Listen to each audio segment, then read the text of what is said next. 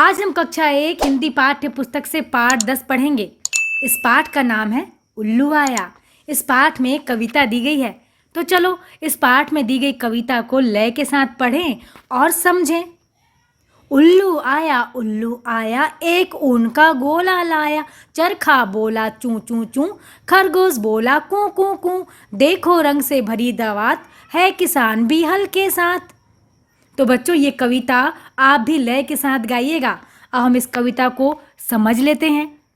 ये कविता हमसे कह रही है कि उल्लू आया और अपने साथ वो एक ऊन का गोला लेकर आया है।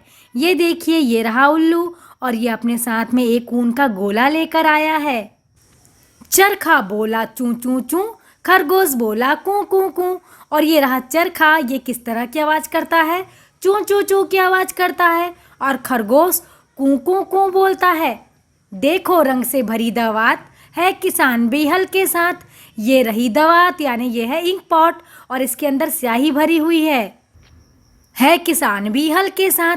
और ये रहा किसान, ये अपने हल के साथ में है। तो बच्चों, ये कविता आपने पढ़ी, समझी। अब हम चलते हैं इस पाठ में दी गई गतिविधि की ओर। अब आगे है प्रश्न क्रमांक 1।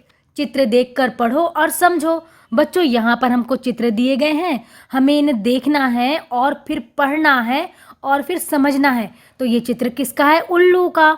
तो जब उल्लू लिखते हैं तो पहला अक्षर कौन सा होता है? ऊ होता है, ऊ। और उल्लू किस तरह से लिखते हैं? उ ल लू, उल्लू।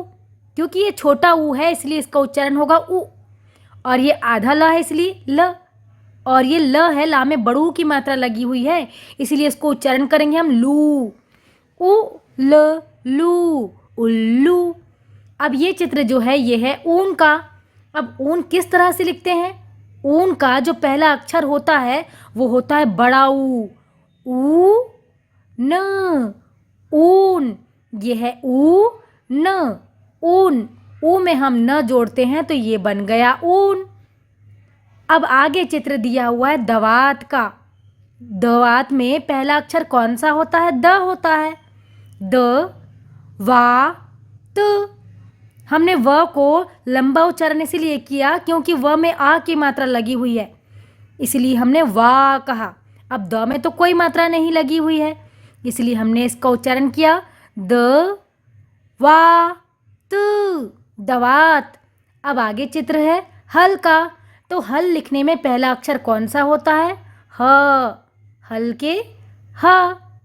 अब हल किस तरह से लिखते हैं? ह और ल, हल। ह में हम ल जोड़ते हैं तो ये बन गया हल। ह में कोई मात्रा नहीं है इसलिए हमने इसको ह कहा। ल में भी कोई मात्रा नहीं है तो इसलिए हमने भी इसको ल ही कहा। ये हो गया ह ल, हल। अब आगे चित्र है चरखा का। चरखा किस तरह से लिखते हैं? मतलब चरखा लिखने में पहला अक्षर कौन सा होता है? च। ये रहा च। अब चरखा कैसे लिखते हैं? च र खा में आ की मात्रा है इसलिए हमने इसका लंबा उच्चारण किया खा। च र खा, चरखा। अब आगे है खरगोश का चित्र।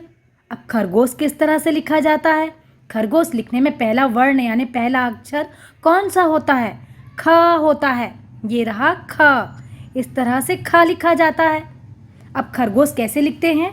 ख र गो श, क्योंकि ग में ओ की मात्रा लगी हुई है इसीलिए हमने इसका उच्चारण किया गो। ख र गो श, खरगोश। अब आगे है प्रश्न क्रमांक 2। वर्णों को चित्रों से मिलान करो। बच्चों, वर्ण यानी अक्षर। ये रहे वर्ण उ, द, च, ऊ, ख, ह। ये वर्ण है जिसे आप अक्षर भी कहते हैं। तो हमको क्या करना है? वर्णों को यानी अक्षरों को चित्रों से मिलान करना है। तो ये जो ऊ है, छोटा ऊ, तो ये किस चित्र से मिलान करेंगे हम इसको? उल्लू से। ऊ से उल्लू, ऊ से उल्लू। द से दवात, च से चरखा, ऊ से ऊन, ख से खरगोश, ह से हल। इस तरह से हमने वर्णों को यानी अक्षरों को चित्रों से मिलान कर दिया। अब हम आगे बढ़ेंगे। प्रश्न क्रमांक 3 है, रेखा खींचकर वर्णों को शब्दों से मिलाओ। बच्चों, हमको रेखा खींचकर वर्णों को यानी इन अक्षरों को शब्दों से मिलान करना है। ये है अक्षर और ये हैं शब्द। तो चलो रेखा खींचकर वर्णों को यानी अक्षरों को शब्दों से मिलान करें। ख से खरगोश, ऊ से ऊन, द से दवात, ह से हल, च से चरखा, ऊ से उल्लू। अब आगे है प्रश्न क्रमांक 4, दिए गए वर्णों के आधार पर शब्द बनाओ। बच्चों, इस बॉक्स में हमको वर्ण दिए गए हैं, मतलब अक्षर दिए गए हैं, इनके आधार पर हमको शब्द बनाना है। तो चलो बनाते हैं।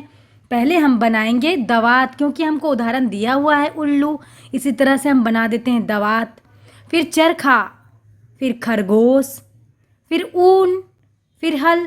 बच्चों, इसी तरह से आप और भी शब्द बना सकते हो। बच्चों, आप इसी तरह शब्द बनाकर अपनी नोटबुक में क्रमवार लिख लीजिएगा। दवात, चरखा, खरगोश, ऊन, हल। और यदि आप और शब्द भी बना सकते हो तो बनाइए और अपनी नोटबुक में नंबर वाइज लिखिए। अब आगे है प्रश्न क्रमांक 5, बताओ ये चीज़ें कैसे आवाज़ें करती हैं। यहाँ पर चीज़ों के नाम दिए हुए हैं और ये किस तरह की आवाज़ें करती हैं हमको यहाँ पर लिखना है। घंटी के बजने की आवाज़ टन टन, यहाँ पर पहले से ही लिखा हुआ है।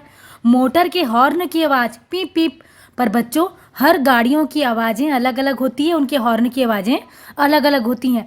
तो जो आपके घर में जो गाड़ी है, उस गाड़ी के हॉर्न की आवाज़ किस तरह की है, आप उसे यहाँ पर लिख लीजिएगा। टेबल खींचने की आवाज़ कर। पर बच्चों, ये ज़मीन के ऊपर डिपेंड करता है कि टेबल खींचने पर वो किस तरह का साउंड करेगा, क्योंकि यदि ज़मीन चिकनी है तो आवाज़ कम आएगी, सर ऐसी आवाज़ आएगी। लेकिन यदि ज़मीन खुरदुरी है तो कर करके आवाज़ आएगी। अब आगे है पंखे के चलने की आवाज़। पंखे के चलने की आवाज़ सर। दरवाज़ा बंद करने की आवाज़ खट। पर बच्चों, ये भी दरवाजे के ऊपर डिपेंड करता है कि वो दरवाज़ा लोहे का है तो अलग साउंड करेगा, और यदि वो लकड़ी का है तो अलग साउंड करेगा, यदि वो प्लास्टिक का है तो वो अलग साउंड करेगा, क्योंकि कई प्रकार के दरवाजे आते हैं। तो आपके घर के टेबल खींचने पर किस तरह की आवाज़ आती है, आप उसे लिख लीजिएगा। मोटर के हॉर्न की आवाज़ किस तरह की है आपकी गाड़ी की, उसे आप लिख लीजिएगा। पंखे के चलने पर किस तरह की आवाज़ आपको समझ में आती है, आप उसे लिख लीजिएगा। और दरवाज़ा बंद करने की आवाज़ किस तरह की आती है, आप उसे लिख सकते हैं यहाँ पे। अब आगे है प्रश्न क्रमांक 6, बताओ हम कौन है। बच्चों, ये चित्र कह रहा है कि बताओ हम कौन है, मतलब इस चित्र में किसका किसका चित्र बना हुआ है। बिंदुओं को पूरा कर रंग भरो और बताओ हम कौन है। बच्चों, जो डॉट डॉट दिया है मतलब बिंदु बिंदु है, इन बिंदुओं को पेंसिल की सहायता से आप पूरा करिए, फिर इसमें कलर कीजिए, फिर बताइए कि ये किसके चित्र बने हुए हैं। अब ये पाठ आपका यहाँ पर समाप्त होता है। आप इस पाठ में दिए गए प्रश्न और अभ्यास कार्य को यानी गतिविधि कार्य को बुक में कंप्लीट करें। और अब हम मिलेंगे नए पाठ के साथ नए वीडियो में। यदि आपको वीडियो पसंद आए तो लाइक कीजिए, और आपने अब तक यदि चैनल को सब्सक्राइब नहीं किया है तो प्लीज़ सब्सक्राइब करिए।